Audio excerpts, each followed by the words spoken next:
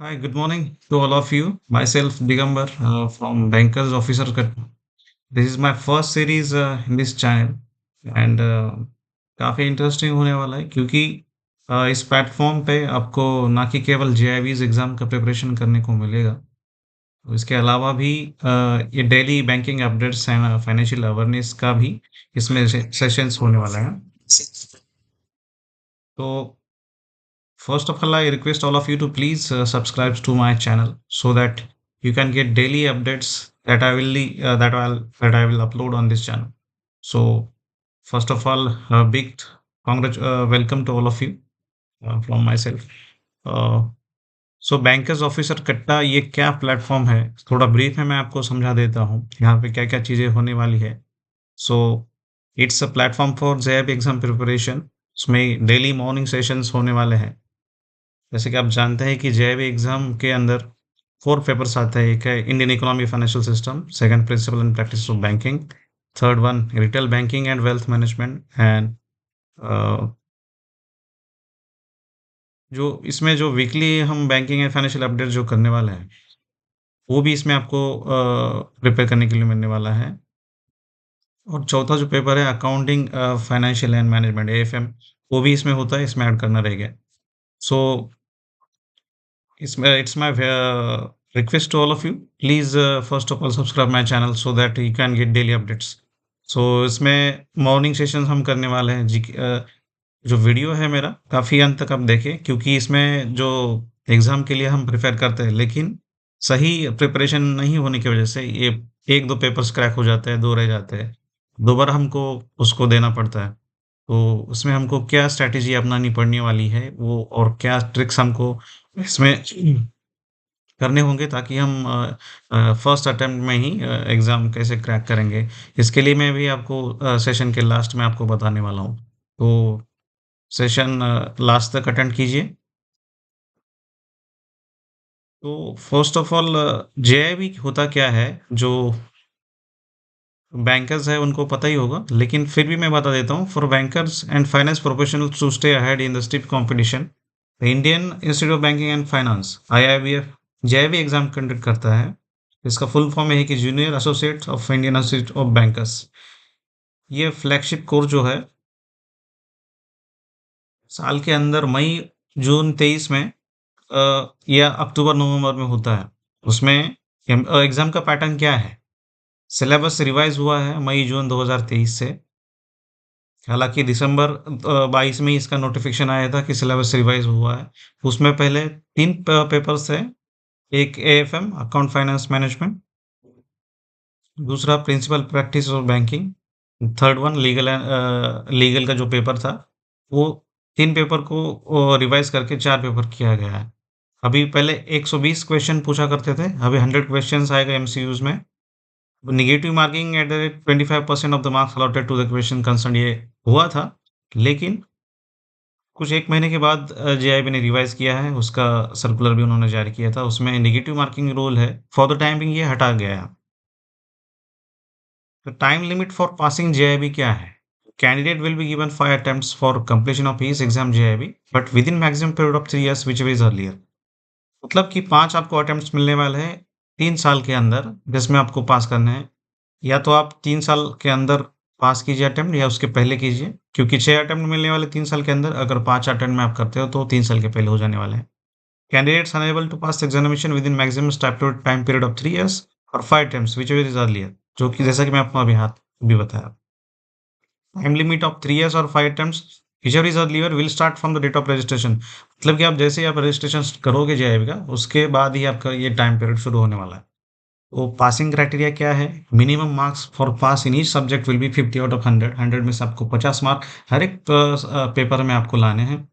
Candidates securing at least 45 marks in each subject with aggregate of 50 marks in all subjects of the examination in a single attempt will also be declared as having completed the examination। मतलब कि अगर किसी एक paper में आपको 45 marks आए हैं तो आप वो फर्स्ट अटेम्प्ट की बात कर रहा हूँ, तो वो चल जाता है। अगर बाकी के 3 पेपर्स में आपको 50 एग्रीगेट परसेंट मार्क्स आपको लाने हैं। मान लो कि 2 पेपर्स में 45 मार्क्स आए हैं, तो बाकी बचे हुए पेपर्स में आपको 55 मार्क्स ईच पेपर्स में लाने पड़ेंगे। और ये फर्स्ट अटेम्प्ट में आपका जेईई एग्ज़ाम क्लियर हो जाएगा। एग्ज़ाम पीरियड क्या होता है? मई, जून या अक्टूबर, नवंबर में हर साल ये एग्ज़ाम कंडक्ट की जाती है। तो अभी ये मेरा सेशन जो है, वो अपने मई-जून में जो एग्ज़ाम आने वाली है, उसी के लिए ये ओरिएंटेशन सेशन होगा आपके लिए। तो अभी लेवल ऑफ एग्ज़ाम क्या रहने वाला है बैंकर्स जेईबी का? हम्म, अभी आप देखेंगे तो लेंथी एंड कॉन्सेप्चुअल क्वेश्चंस आ रहे हैं, मॉडरेट टू हार्ड लेवल हो रहा है। जैसे कि आप देखेंगे जेईबी एग्ज़ाम ने अभी एक जो सिलेबस जारी किया था, उसमें लिखा था, हाइलाइट किया था कि GIB exam have been restructured to make them more conceptual and contemporary। मतलब ये काफ़ी कंसेप्ट बेस पे होने वाला है।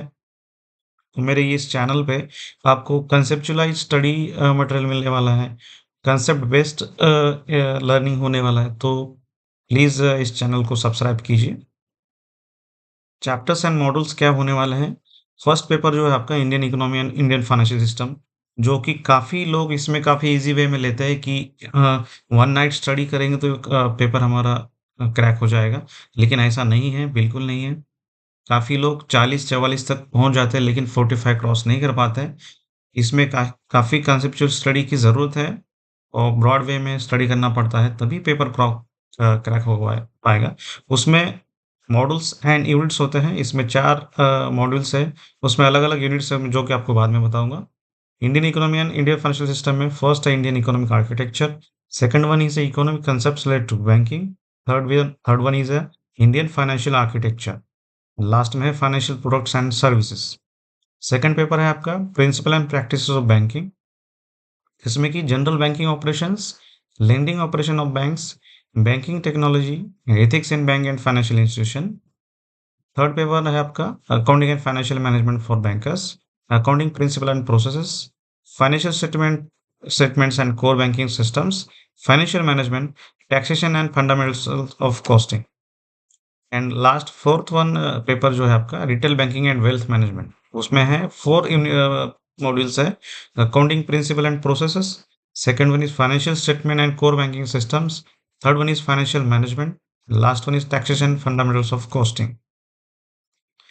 तो इसका डिटेल्स मैं आपको यूनिट्स वाइज बता देता हूँ उसमें क्या क्या होता है। फर्स्ट वन जो अपना इंडियन फाइनेंशियल सिस्टम सिलेबस है, उसमें 4 मॉड्यूल्स है और मॉड्यूल्स के अंदर ये यूनिट्स है।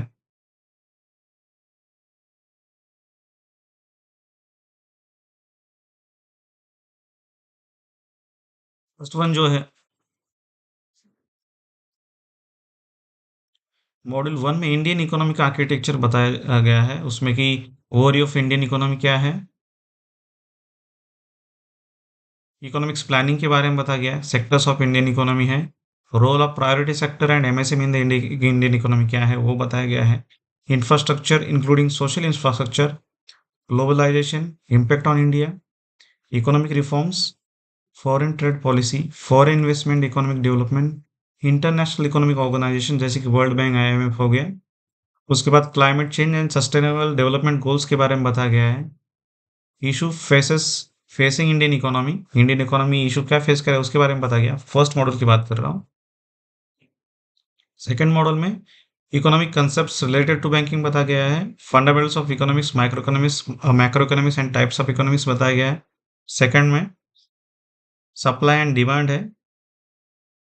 थर्ड यूनिट है मनी सप्लाई एंड इन्फ्लेशन है, उसमें मनी इन्फ्लेशन के कॉजेज बताए गए, मेजर्स क्या है, मनी सप्लाई क्या है वो बताया गया है। और थर्ड थेरीज ऑफ इंटरेस्ट बताया गया है। ये काफ़ी इम्पोर्टेंट चैप्टर है, इसमें काफ़ी बार सवाल पूछे जाते हैं थेरीज ऑफ इंटरेस्ट के रिगार्डिंग। हमेशा एक दो क्वेश्चन तो आते ही है। थर्ड वन है business cycles, factors of business cycle और फेजेस ऑफ बिजनेस साइकिल क्या होता है वो बताया गया है। Monetary policy and fiscal policy के बारे में बताया गया है। National income and GDP concepts है। यूनियन बजट के बारे में बताया गया है। थर्ड जो मॉड्यूल है Indian economy and financial system का, वो है इंडियन फाइनेंशियल आर्किटेक्चर। इसमें इंडियन फाइनेंशियल सिस्टम का ओवरव्यू बताया गया है कि इंडियन इंडिपेंडेंस के पहले और बाद का जो क्या इकोनॉमी क्या है, उसमें क्या चेंजेस हुए थे और क्या, वो सभी इसमें बताया गया। थर्ड वन इज कि Indian banking structure, banking regulation act, development financial institution, micro finance institution क्या होता है वो बताया गया है। एनबीएफसी बताया गया है। Insurance companies, Indian financial system regulator and their roles बताया गया है, जैसे कि आरबीआई, आरडीए जो मेन रेगुलेटर्स हैं इंडियन फाइनेंशियल सिस्टम के, सेबी हो गया, एफईएफआरडी हो गया, इसके बारे में बताया गया है। Reforms and developments in the banking sector.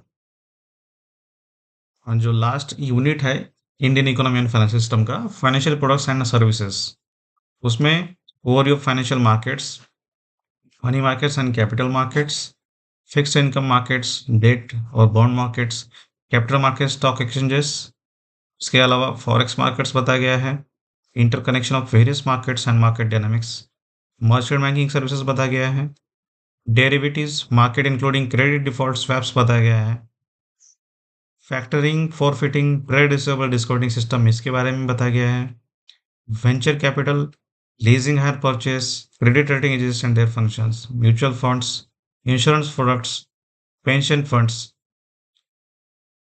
उसके अलावा guidelines on para banking and financial services provided by banks, इसके बारे में भी बताया गया है। Real estate investment funds, infrastructure investment fund,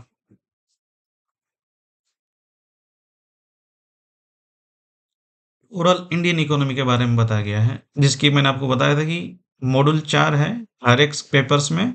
उसके अलावा उसमें काफ़ी सारे यूनिट्स है, वो हमको स्टडी करने हैं। सेकंड पेपर जो है प्रिंसिपल प्रैक्टिस ऑफ बैंकिंग, उसके बारे में बता रहा हूँ।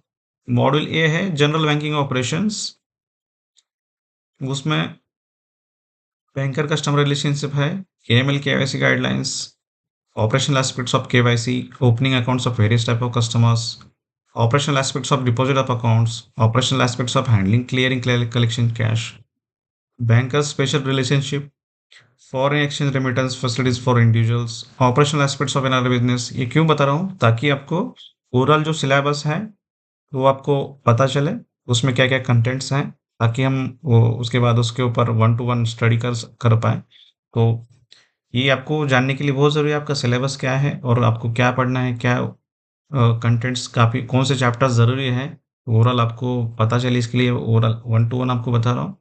Foreign currency accounts for residents and other aspects, cash management services and its importance, payment collection of cheques and other negotiable instruments, responsibility of paying bank, responsibility of collecting bank, ancillary services, financial inclusion, financial literacy, customer services guidelines, duties and rights of banker, customer rights, grievances redress and RBI integrated ombudsman scheme, Consumer Protection Act,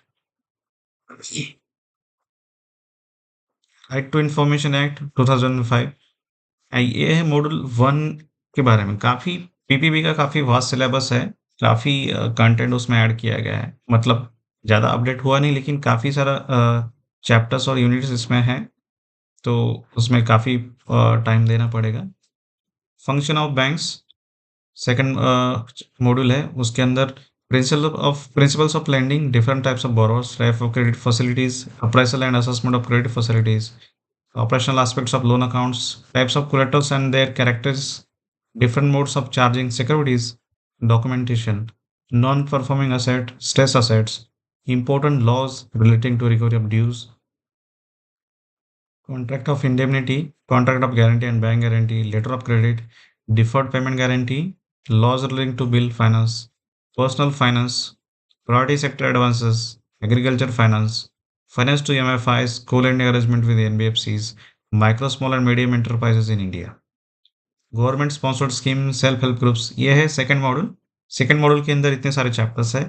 third module जो है PPB का, banking technology, उसमें essentials of bank computerisation, operational aspects of CBS environment, alternative delivery channels, digital banking, data communication network and EFT systems, digital payment system NPCI, impact of technology adoption and trends in banking technology, security consideration and mitigation measures in banks, operational aspects of cyber crimes, fraud risk management in cybertech, technology trends in banking, e-rupee fintech, RBI का tax, SUP tech, hashtag banking etcetera. And module D है सबसे last PPP का, ethics in banks and financial institutions, उसमें ethics, business ethics of and banking, integrated approach perspective के बारे में बताया गया, ethics at the individual level, ethics dimension employees, work ethics and the workplace, banking ethics, changing dynamics. ये overall जो 4 chapter है PPP के, उसके बारे में पूरा ये था। उसके अलावा अकाउंटिंग फाइनेंशियल मैनेजमेंट में भी 4 मॉड्यूल्स है। उसके अंदर यूनिट्स के बारे में आपको बता देता हूँ, कौन-कौन से उसमें यूनिट्स हैं। उसमें फर्स्ट मॉड्यूल जो है अकाउंटिंग प्रिंसिपल एंड प्रोसेसेस, उसमें 11 यूनिट्स है। Definition, scope and accounting standards including Indian AS, basic accountancy procedures, maintenance of cash, subsidiary books and ledger, bank reconciliation statement, trial balance, rectification of errors, adjusting closing entries, depreciation and its counting, capital and revenue expenditure, bill of exchange, operational aspects of accounting entries, back office functions, handling and reconcile entries in banks, bank audit and inspection. Second जो module है financial statement and core banking system, उसमें balance sheet equation, preparation of final accounts, companies account two, cash flow and fund flow, fund accounting, final accounts of banking companies, core banking systems and accounting in computerise environment. Module C financial management, उसमें units है financial management and overview, ratio analysis, financial mathematics, capital structure and cost of capital, capital investment decision and term loans, equipment leasing, lease financing, working capital management and derivatives. और सबसे last वाला जो D module है accounting finance and management का, उसमें module है taxation and fundamental of costing. उसमें taxation में income tax, TDS, deferred tax क्या होता है वो बताया गया है, goods and services tax, and overview of cost and management accounting, costing method, standard costing, marginal costing, budgets and budgetary control. ये है 4 चैप्टर जो थे अकाउंटिंग फाइनेंस के थे। उसके अलावा retail banking and wealth management syllabus मैं आपको बताने जा रहा हूँ। उसमें भी 4 मॉड्यूल्स हैं। उसके अलावा उसके मॉड्यूल के अंदर काफ़ी सारे यूनिट्स हैं। उसके बारे में आपको ओवरऑल बता देता हूँ। फर्स्ट उसका मॉड्यूल है रिटेल बैंकिंग। रिटेल बैंकिंग का इंट्रोडक्शन बताया गया है। Role within the bank operation retail banking का क्या है, उसके बारे में बताया गया है। Applicability of retail banking concepts and distinction between retail and corporate wholesale banking, उसके बारे में डिफरेंशिएट करके बताया गया है, डिस्टिंग्विश करके रिटेल बैंकिंग क्या है, कॉर्पोरेट और होलसेल बैंकिंग क्या होता है, ब्रांच प्रॉफिटेबिलिटी क्या होती है, ब्रांच को प्रॉफिट कैसे, ब्रांच का प्रॉफिट और लॉस क्या होता है, प्रॉफिट के अंदर कौन से कंटेंट्स है, लॉस क्या, कौन से मेजर्स है जिसका लॉस होता है, वो सारे काफ़ी सारा बताया गया है। मॉडल भी है रिटेल प्रोडक्ट्स एंड रिकवरी, उसमें customer requirements, product development processes, credit scoring, important retail liability products, important retail asset products, credit and debit cards, remittance products, digitization, retail banking।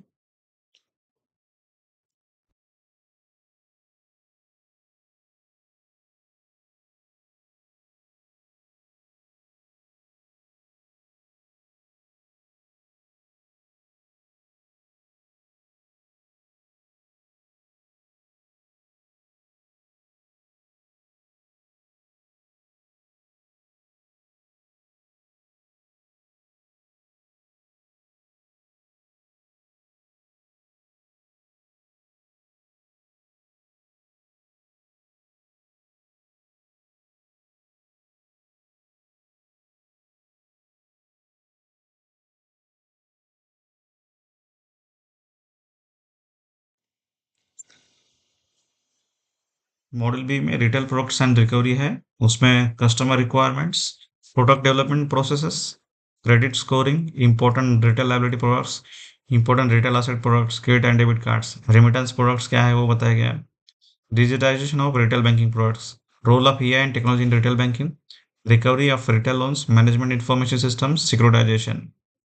और थर्ड जो मॉड्यूल सी है support services, marketing of banking services products, उसमें बताया गया है marketing and introduction, delivery channels in retail banking, delivery models, customer relationship management in retail banking, service standards for retail banking, marketing information systems, longitudinal analysis. Module D है wealth management, importance of wealth management बताया गया है, investment management, tax planning, other financial services provided by banks. उसके अलावा additional reading material on home loan दिया गया, lender appraisal procedure, housing finance and tax planning, mortgage advice, valuation of real property. तो overall ये पूरा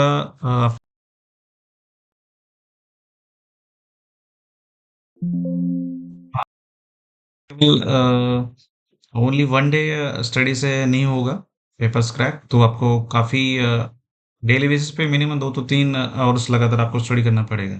तो काफ़ी सारे बैंकर्स जो होते हैं वो जेआईबी का स्टडी करते हैं, लेकिन मैराथन वगैरह देख के काफ़ी 100 में से 10 लोग क्रैक कर पाते हैं, लेकिन आपको डेली बेसिस पे स्टडी करने की ज़रूरत है।